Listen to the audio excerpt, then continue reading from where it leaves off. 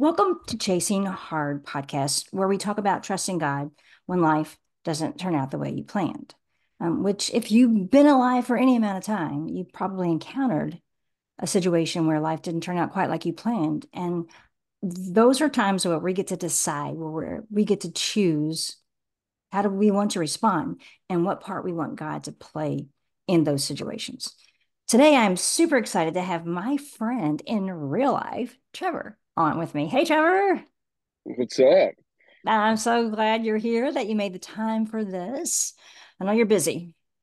Hey, thanks for having me. Yeah. So I met you. I think you were you still a senior in high school, or had you already graduated when you joined the team that I was on at work? Yeah, I think I had just graduated I think when I so. joined the team. Yep. Yes, I think so.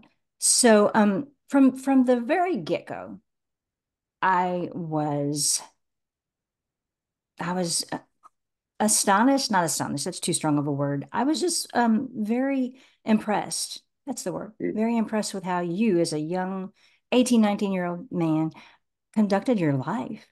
You were mature beyond your years, I thought. And you have had and still do have a heart after people. Like, you're always the one who steps into situations when you see people isolating or whatever, and you don't let people stay there, if and not that you overstep your bounds, but you confront. You're not afraid to confront issues. We don't work together anymore. You have moved on to bigger and better things, and I'm proud of you. So No. what thing would you have you encountered in your life that fits into the chasing hard category, or when something didn't turn out the way you planned? Yeah. First off, thank you for that little piece of encouragement. Um, I guess the biggest piece is the bulk of the adversity. So growing up, you know, married, my parents were married, and I have a big brother. Um, and life was a little rocky, I guess, in the age of probably 10 to 13. And lots of um, fights and lots of me, just witnessing my This parents is fighting. Yeah, And between your parents yeah, you're talking. Yeah. yep, yep. So growing up was kind of walking on eggshells a little bit. And finally, I won't get into too much of the weeds of it, but Sure. finally, parents decided to get divorced, and that was a rocky situation. um my parents were both dealing with things. Now that I'm growing up a little bit more, they Yep. were dealing with things in their own personal lives, and they just couldn't see eye to eye, which I totally respect that. But the situations that happened definitely were the biggest impact. Whether it was holidays without really my dad, or Mhm. holidays without without any calmness. So there was always constantly Right. yelling and all types of things. Yeah. Um, so I think the divorce played a big part, and then my brother just was dealing with things personally. So I was able to witness a Mm-hmm. lot of that and be a supportive son to really my mom Mm-hmm. growing up. So I had to step up to the plate and be the, I guess, so-called man of the house. Um, so I had to grow up quick. Yes. Yeah, you did. You did. I know, so that's not part of my story growing up. My parents stayed together. They genuinely seemed to enjoy each other's company. They prayed together. They followed God together. But I understand dysfunction in families, and I think a lot of people do. A lot of people have gone through where their parents divorce, and I think we don't even hardly pause to process that anymore, because it's such a huge part of American culture today. Like, it divorce happens over, I don't even know what the stat is anymore, but I know it's over 50% in the church. So I know it's hard, and I know I've listened to you, um, and you articulate it well, the things that you went through and the feelings that you had. And I've watched you come alongside friends, a mutual friend of ours I'm specifically thinking about, and encouraging him when he was going through a divorce as well. And you advocated for the kids. And I love that you do that. You step into a situation and let express the things you went through as a kid. Mm. It affects, like, divorce isn't just about a couple. It affects the kids. It affects, it's widespread. And it's a generational curse, I think. I mean, and I'm not saying no one should ever get divorced. I'm just saying it's more than just about you and your spouse. Yeah, that's right. That's right. Yeah, and even adding into that real quick, you know, speaking just about the kids, like people don't realize that they have no clue that their emotions exist. Mm, And man, I didn't realize anything until I was older, right. and was, I guess, not pushed, but encouraged to step into those emotions. So, like, they have no idea what loneliness is. They have no idea what anger is. Mm, They may know of a hint of it just by like tangents, but yes. not witnessing and their real core emotions. So, um, yeah, that was definitely a struggle growing up and Mm, getting into with my emotions, which I think now that I've processed a lot of that, I'm able to encourage. And mm-hmm.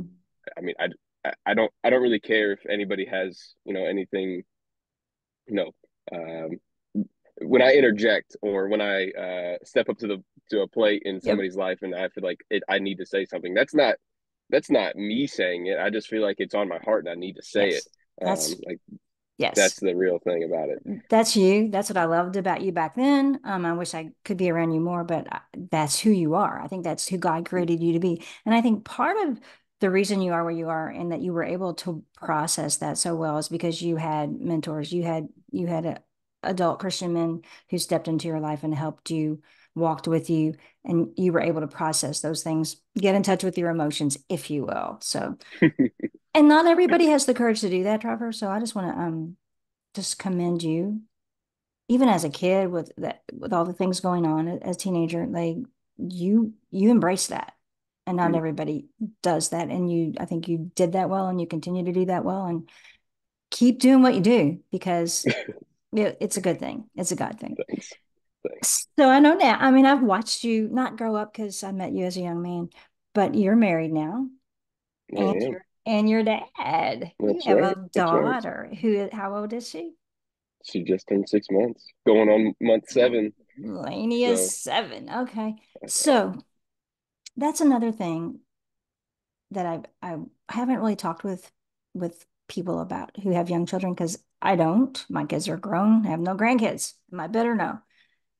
Um, how do you navigate parenting a child in this age, and protecting your marriage? Like, it's a crazy mm, world that we live in.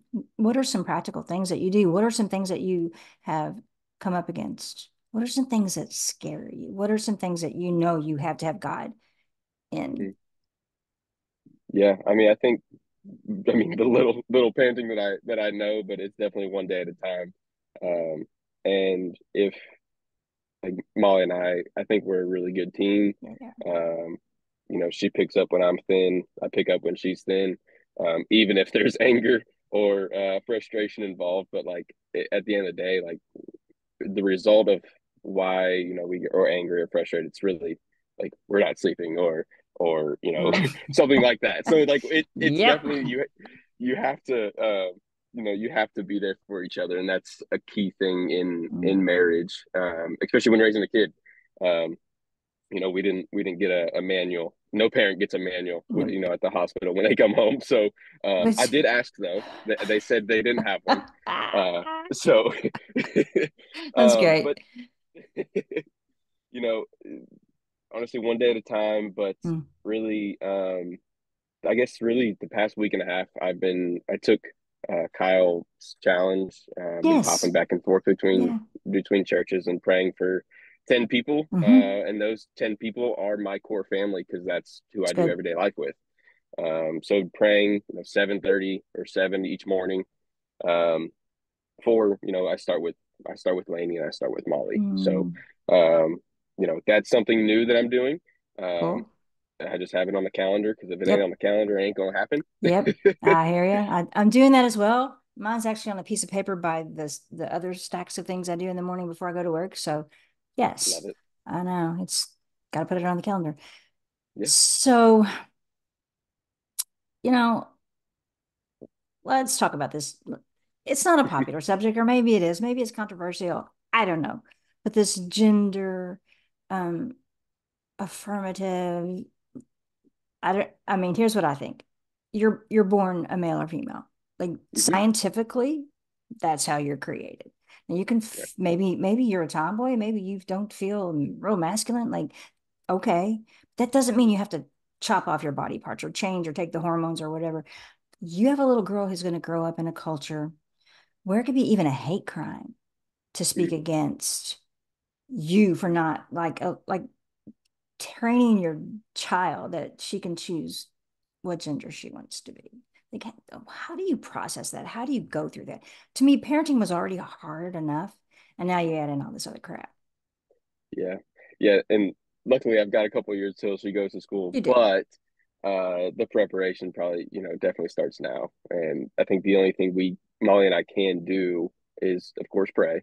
Mm-hmm. But to like watch what we say, watch what movies we watch, or like essentially watching our actions. Mm-hmm. Um, you It's know, good. it, it's, I mean, it's the littlest thing of like we're casual drinkers. So like, hey, don't probably drink in front of Lainey excessively. Like, so Mm-hmm. watching the things that we do, I use that example just because No, I no. witnessed it growing up. So yeah, it's definitely going to be a challenge, honestly, especially the world that we live in. Yep. Um, but you mentioned kind of one person, and I'm gonna use two names if that's okay. They Hey, you both be have you. they both have young children Uh-huh. and are growing up in literally today's world. Mhm. So George, great buddy of mine, Mhm. and then Chris, another great buddy of mine. Right.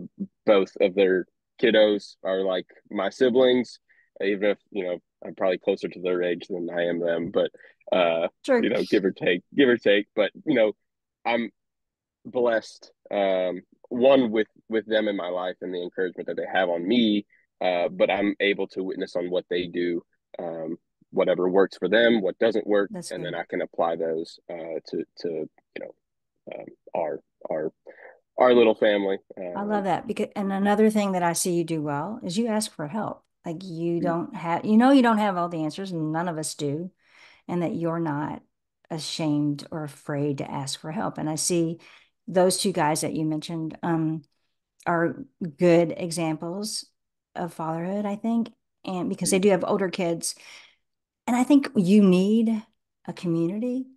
Even do you find yourself and you and Molly find yourselves talking with parents of littles like you about these things that are concerning? And do you have a group of people that you walk with that even with younger children? And if you don't, it's fine. I'm just wondering. I Yeah. was just wondering. No, I mean, as you say that, like, so Molly has her Bible study, people that Mm. are her age. They don't have, yeah, they don't have kids. So we are kind of Because you're kind of young. yeah, we're kind of that leading, I Hmm. guess, example for that group as they Yep. step into parenting. But it was a big topic when we were going through our premarital counseling with Chris and his wife Holly. Right. Um, like they are just phenomenal people. And I mean, I even have like you have older kids, and I do. I can Your even come age. to come to you and be like, hey, what worked, what didn't work. Yeah. Um, and I don't know, that's just been we don't as a couple have Yeah. other couples that we walk with. Um, sorry, I have a work phone and it always goes off. I hear Uh, you. but yeah, so it's definitely a conviction that I have. I think it's a community that we need to step into soon. That I mean, and I think it's good. It's good to do life Mm-hmm. in the community, and I think you do grasp that. And I think it's good that you have individuals. I just can't imagine raising children in this world. Yeah, Are there other things that concern you?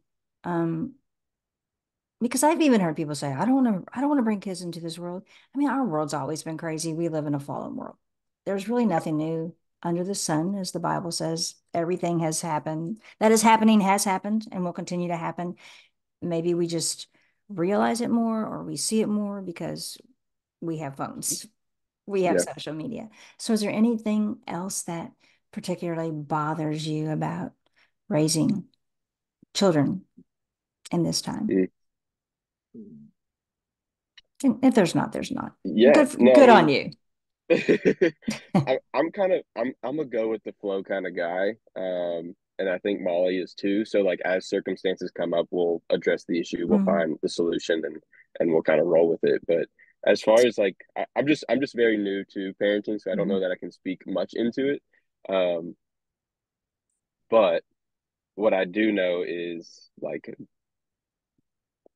seek and let God find you like the community that you know that he needs you to be with, whether it's like me and with individuals. Mhm. um it's like I still have some trust issues, so like there's only certain individuals and certain, Sure, most vulnerable I can be with of some course. people. But yeah, I mean, I think you us as humans have to be the ones to initiate the Mhm. seeking, and then let God like find its course. No, that's So good.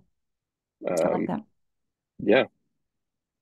And so, because I'm 64 now, and I just forgot the thought that I had, Stop.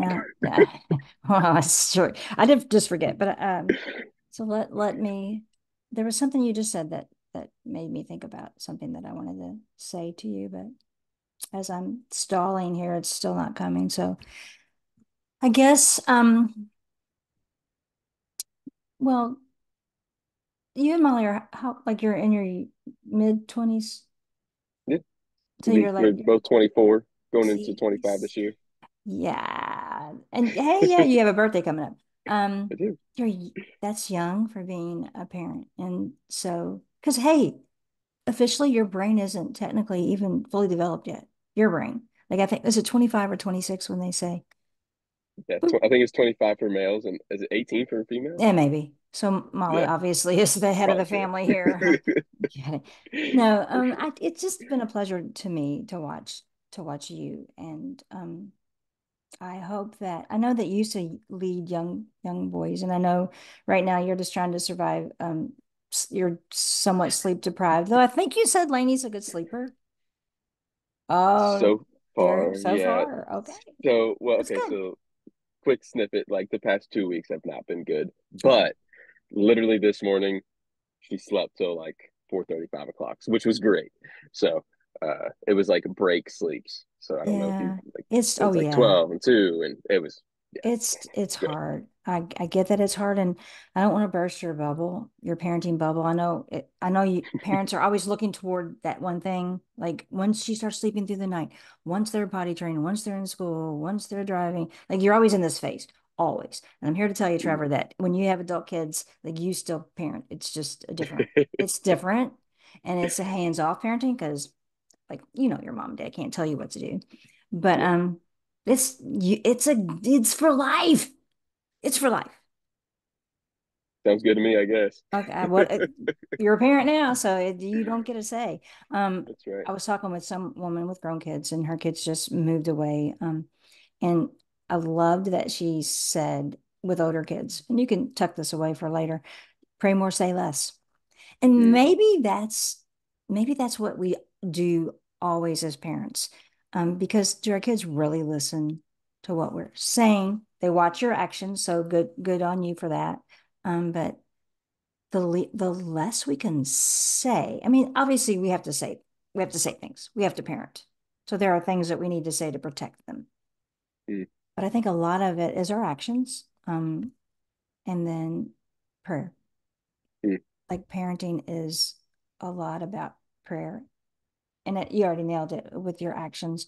And so maybe, like as a kid, do you remember hanging on to your parents' words, or were you like, would you just stop so I can go do the next thing I want to do?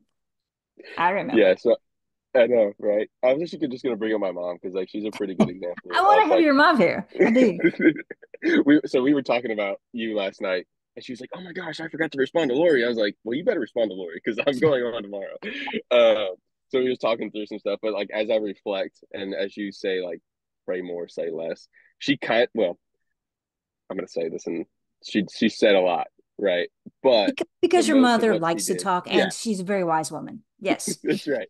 But and no, as I reflect as like on my high school years and into my Hmm. college years, it was just my mom and I really. Hmm. Um, and she's the one that encouraged me to push me to go back to my dad's house to like rekindle that relationship. Um, you know, she let me go out into the world and kind of experience it. She never Good on like her. this is probably bad parenting advice, but she didn't check my grades.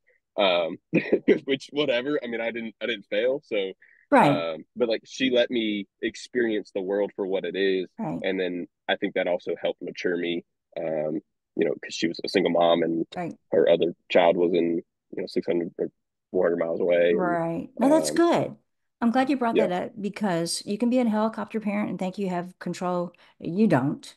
You can check this and that and everything, and at the end of the day, your kids are going to do what they want to do, whether you yeah, know it or not, because that's the nature of kids. That's the nature of humans. So, I think your mom parented well. Obviously, look at what we have right here, stop. the product of her parenting. No, she parented well, and I think that that's why we have kids for 18 years or whatever, is to allow them to experience things, to fail at things, and to experience natural consequences. And so if we protect them too much from their own choices, when do they learn that? How do they learn that? They learn it later when they don't have the safety and protection, and they're in jail now because they Right. don't know how to make decisions and experience consequences. That's a little extreme, but you know what I'm saying. So No, it's real though. yeah, it is. And I'm glad you said that about your mom because I do know your mom, and I think she did a good job with you for sure. I appreciate And it. I want her to come on. So Megan, That's right. if you're listening, respond. Um, That's right. any last things that I mean, you've said a lot, especially to young parents and even young married couples. Anything that you want to say in particular that you feel like somebody needs to hear? Yeah. So my mom actually encouraged me to do this devotional. I guess it was last week, and so it's a 7 day thing, but I'm slacker sometimes, so I actually just finished it this morning. But day one was actually the best one. And as you know, as many others may know, like I have an entrepreneurial like leadership mindset, Yes, you do. and that's that's just like who I want to be. Mhm.